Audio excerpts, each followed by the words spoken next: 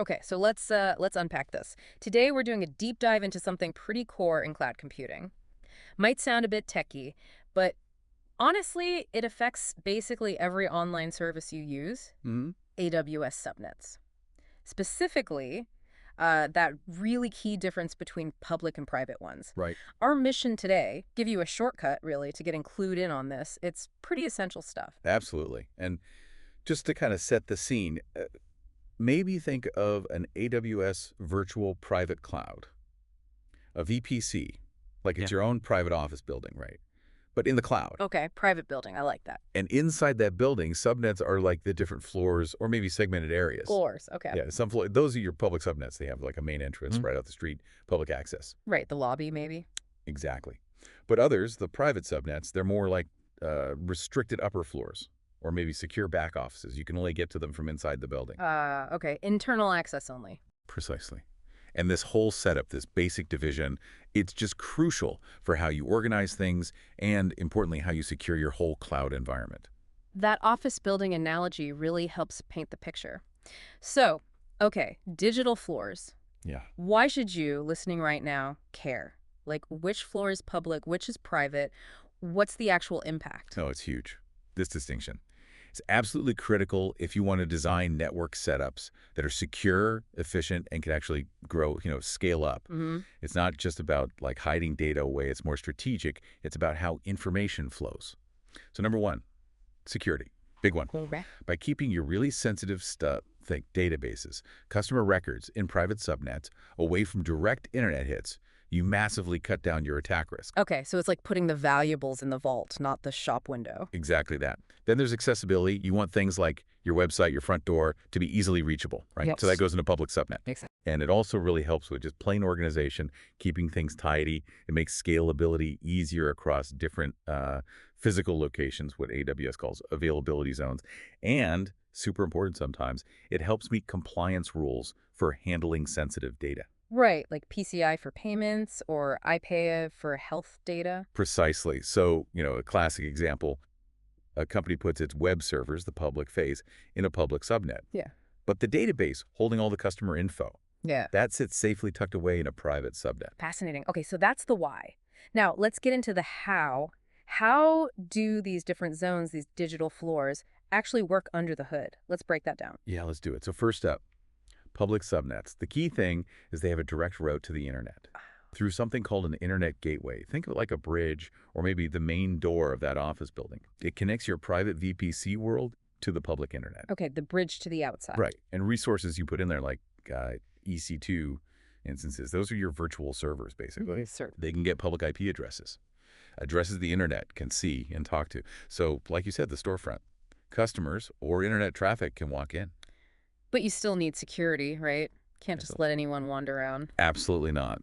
You still have your security guards in AWS terms. Those are your security groups and network ACLs. They act like really customizable firewalls. Firewalls, okay. Yeah, you define exactly what kind of traffic is allowed in and out. Super granular control. So perfect for websites, public APIs, that sort of thing. Okay, storefront secured by guards. Got it. So if that's the public side, what about the private subnet? Is it really just like a vault, no way in from the outside? That's pretty much the core idea, yes. Yeah. Private subnets. The defining feature is no direct route to that internet gateway. None at all. No direct path in from the internet. So things like databases, internal tools, back-end processing jobs, they stay completely isolated from unsolicited internet connections. Much, much more secure. It is like that secure back office or vault. Okay, but wait, if it's totally cut off, how does it get, say, software updates?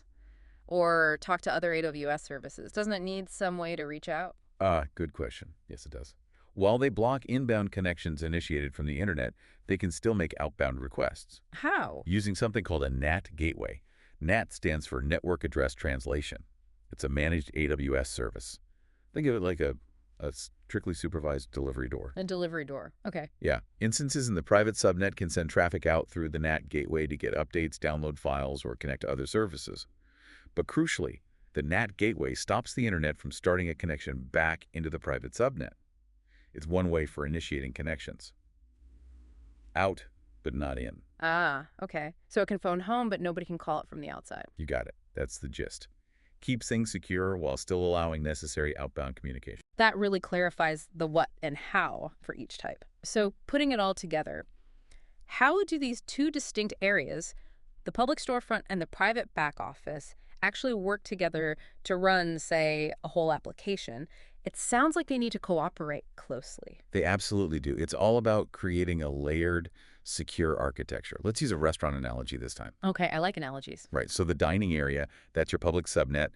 Customers come in through the main door. That's your internet gateway. This is where you'd have your web servers, maybe load balancers managing traffic. Right, front of house. Exactly. Then the kitchen, that's your private subnet. Restricted access, only staff allowed. Yeah. This is where your databases live, your sensitive order processing systems, all the critical back-end stuff. The heart of the operation. Right. And the kitchen still needs supplies. Maybe needs to call a vendor. That's where it uses the delivery door, the NAT gateway, for outbound stuff. Now, how does traffic know where to go? That's handled by route tables. They're like the GPS for your network traffic, directing requests between the dining area and kitchen and deciding what goes through the internet gateway or the NAT gateway. So the route tables are like the maitre d' directing traffic. Ah, yeah, something like that. And remember those security guards. The security groups and NACLs, they're constantly checking IDs, making sure only authorized traffic flows between the public dining area and the private kitchen. For instance, making sure only the web servers can talk to the database, not just anyone. Gotcha. So an e-commerce site would be a perfect example? Textbook example. Customer-facing website in the public subnet. Product catalog, customer orders, payment processing backend, all safe in the private subnet, with firewall rules strictly controlling how the web server talks to the database. And that principle, that layering, applies pretty broadly, right? Not just databases. Oh, absolutely. You'd put internal admin tools, logging services, maybe sensitive microservices, all in private subnets. It's just good practice. Even if your public website gets compromised somehow, the attackers hopefully can't directly reach your most critical internal systems. It buys you layers of defense. Wow, okay. So what we've really unpacked today shows how fundamental these public and private subnet concepts are. They really let you build cloud setups that are robust, secure, flexible, balancing that need for users to access things with the absolute necessity of protecting critical data. Exactly. It's that balance. Yeah. And understanding this layered approach, well, it kind of raises an interesting question, doesn't it? Oh, How might knowing about this kind of deliberate separation and controlled access, how might that change how you think about the security and the actual design of all those online services you use every single day? You start seeing the layers everywhere. that is a good question to ponder, something to definitely think about next time you're clicking around online. Well, we hope this deep dive gave you some useful nuggets of knowledge. Yeah. Hope it was helpful. Until next time.